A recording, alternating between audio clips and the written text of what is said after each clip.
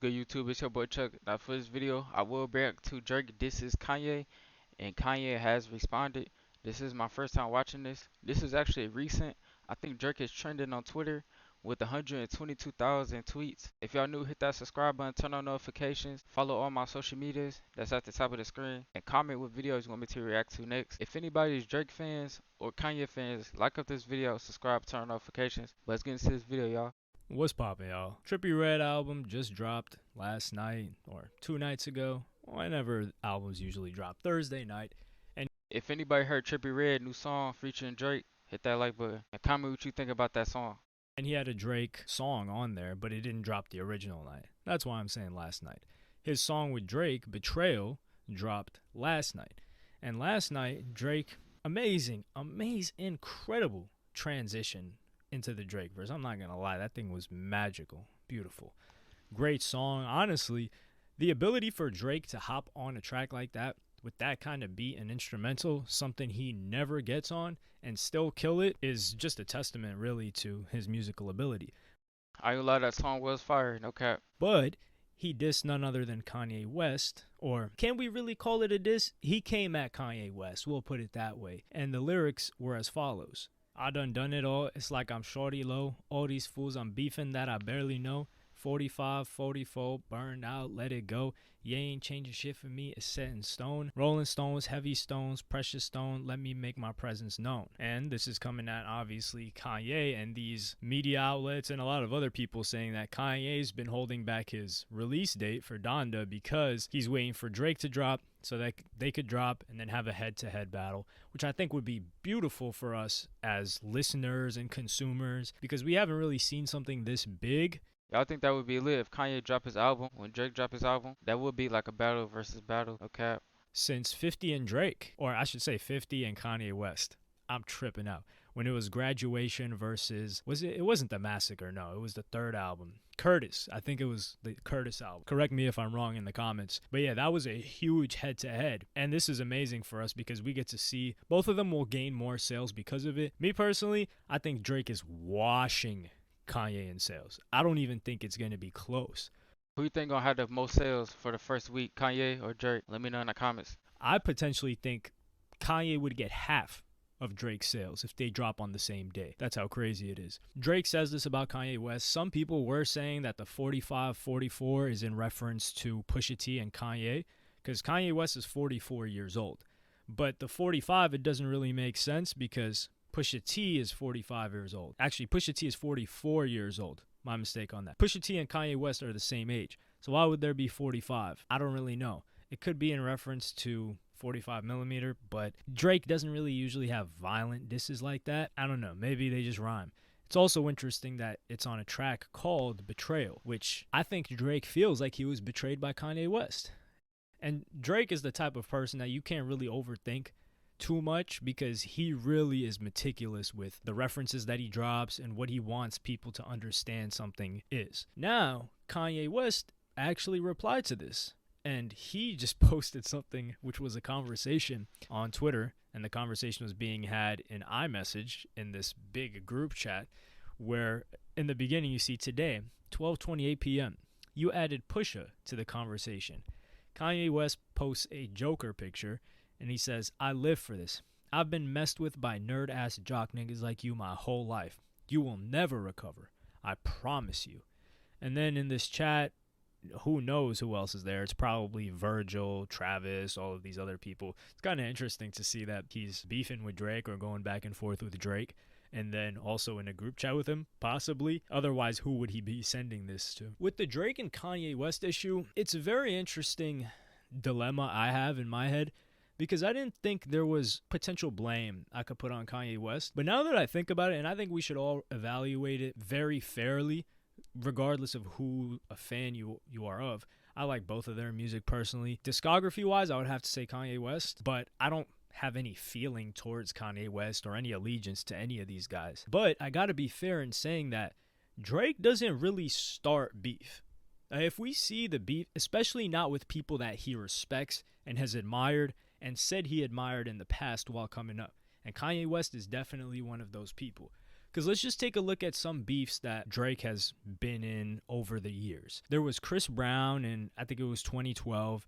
Drake and Chris Brown had some issues because of Rihanna. Okay, having issues over a chick, that happens. They're cool now. Drake and Common had a brief issue because Common sort of called him soft, or Drake felt that he was calling him soft in music. I don't know where that went. Drake and Tyga had issues because they were on the same label. Drake and Tyga had issues for a while. And Chris Brown sort of inherited those issues because he was boys with Tyga. They were almost inseparable during this period. And Tyga started it by saying, oh, I felt like they were forcing me and Drake, and me and Drake aren't cool. He's fake. I don't like him. Something like that. And that started the issue that Drake had with him. And then Drake and Meek Mill. Meek Mill goes online on Twitter. I'm there. I remember when Drake and Meek Mill had beef, and then Drake ended his career, and then Drake brought him back from going bad. I think that's what the song called. Look up the video if you remember that. Drunk, off drugs, or whatever. And he's upset because Drake, who was featured on that album, Dreams Worth More Than Money, didn't retweet or tweet out his album Somebody chain or something? Got Tupac on there? link. So he decides to expose him for having ghostwriters. So this is Meek Mill starting that beat. And I don't know how Drake, and this is why I think Drake is super calculated and very emotionless when it comes to making career decisions. Because if somebody does that to you, it's a secret. You obviously don't want anyone knowing the secret. It's career damaging. This has hurt Drake's legacy forever. He doesn't want anyone to know about it. And you're Meek Mill. You've been cool with him. You've been doing music together. Just over you not tweeting something, not only does he not hit you up, but he airs that out. We are never going to be cool again. I mean, it's like King Von said, we into it till you die at that point. But Drake comes back and does that song Going Bad with Meek Mill, blessing him with another hit. Okay, I was right. Okay. Which it's just crazy to me. It's a smart decision because Meek Mill was coming out. Everybody loved him. He was facing injustice. We're not going to lie about that. They had him locked up for a while for really some bogus stuff, even though, you got to take responsibility for what's going on. But yeah, they had him on bogus stuff, and people were happy he was finally getting free. And the judge was doing wild stuff too that wasn't cool. And it wasn't even like a judge preference. Nah, the judge was really trying to use Meek Mill and holding his probation over him. So he was smart to jump on it, but damn, I don't see how you could be cool with someone like that. And those are mainly the beefs. There's like some Diddy spats, but these are just peers to Drake. If we look at people who Drake has admired, such as Lil Wayne, Drake has never done anything but show love for Lil Wayne. Drake and Jay-Z, Drake has always shown respect to Jay-Z. He wouldn't beef with him, nothing like that. Sure, he throws some slight shots, but it's more so jabs, playful jabs, like sparring, instead of actually dislike or vitriol towards someone, which is Kanye West is the only person I think Drake has had that for, other than maybe Meek Mill. And then there's Eminem, who people sort of started to position Eminem versus Drake on social media. I think people do that because I think Eminem has the most sales than Drake. That's why people say Eminem was better than Drake. I think so. I remember a screenshot. Eminem was #1 for most sales. So yeah, I think that's why people said Eminem was better than Drake. But people still like Eminem. People still like Drake. It go both ways. But sales matter. And Drake was so brilliant that he brings out Eminem, is kind of bowing to him as respect on tour and just saying, yo, this is the greatest rapper. So Drake has no problem saying people are better. Hold on, what Drake do? I ain't hear that. That he brings out Eminem, is kind of bowing to him as respect on tour. Oh, Drake was bowing down to Eminem? I mean, Eminem is a GOAT. You know what I'm saying? Eminem is a GOAT. That was respect. He don't got no problems with Eminem. That's cool. I respect that. But like I said, numbers do matter in the rap industry. And just saying, yo, this is the greatest rapper. So Drake has no problem saying people are better than him or bigger than him. He said Eminem's the greatest rapper. And Drake probably believes that he's the greatest rapper. But Kanye West, on the other Go both ways. hand, he has an ego where he'll never say that about anyone else. He says, yo, I'm the greatest artist since Steve Jobs. I'm the greatest thing since Walt Disney. So he has this ego, and I don't think he wants to see anyone be better than him. And Drake is in that conversation for a lot of people for being better than Kanye West in terms of music.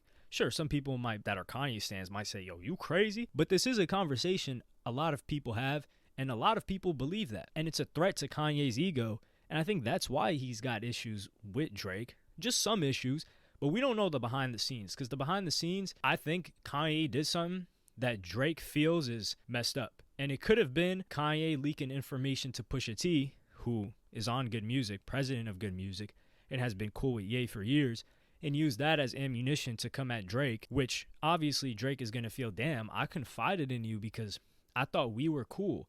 And then you did this. And then there was also the Drake story where he said that he went out to work with Kanye on music, and the beat for, what's it called? The Poopity Scoop beat or whatever. He said Drake was going to make a song with that beat. Incredible beat.